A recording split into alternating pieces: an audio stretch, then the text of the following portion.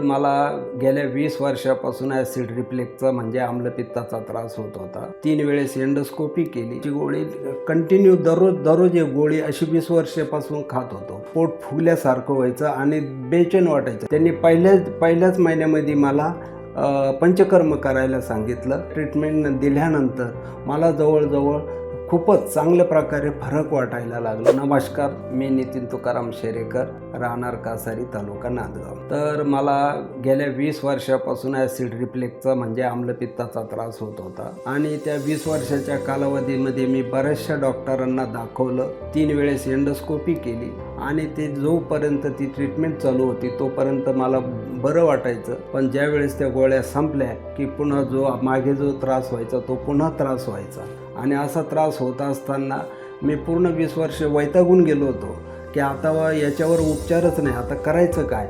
म्हणून मी रेग्युलर नेक्सप्रो 40 आणि सोमप्राज 40 ह्या नावाची गोळी कंटिन्यू दररोज एक गोळी अशी 20 वर्षापासून खात होतो. परंतु त्या गोळीमुळं मला काय व्हायचं, ॲसिड रिफ्लेक्स होत नव्हतं, परंतु पोट फुगल्यासारखं व्हायचं आणि बेचैन वाटायचं. दिवसभर मला तो खूपच त्रास व्हायचा आणि कुठं बाहेर गेलं का कुठं असं मनामध्ये वेगळंच काही चालायचं, बेचैन वाटायचं.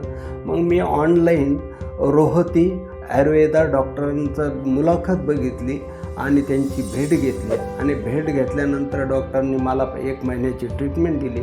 तेव्हापासूनच मला टप्प्याटप्प्याने फरक वाटायला लागला. परंतु ज्या वेळेस 3 महिने कंटिन्यू मी जेव्हा त्यांची ट्रीटमेंट घेतल्यानंतर त्यांनी पहिल्याच महिन्यामध्ये मला पंचकर्म करायला सांगितलं, विरेचन करायला सांगितलं आणि त्यांच्या पथ्यानुसार तुंप घ्यायला लावलं. नंतर विरेचन केलं, नंतर त्या ट्रीटमेंट दिली आणि त्या ट्रीटमेंट दिल्यानंतर मला जवळजवळ खूपच चांगल्या प्रकारे फरक वाटायला लागला. हलकं वाटायला लागलं. जे पोट गच्च वाटायचं ते सुद्धा मला हलकं वाटायला लागलं. त्याच्यामुळं डॉक्टरांचे व त्यांच्या टीमचे मी मनापासून अगदी आभार आहे. स्टाफचे लोक वेळोवेळी मला फोन करत असायचे. ते माझ्या गोळ्याविषयी, ट्रीटमेंटविषयी, जेवणाविषयी चौकशी करत असायचे. त्याच्यामुळं मला तो खूपच फरक जाणवला. धन्यवाद.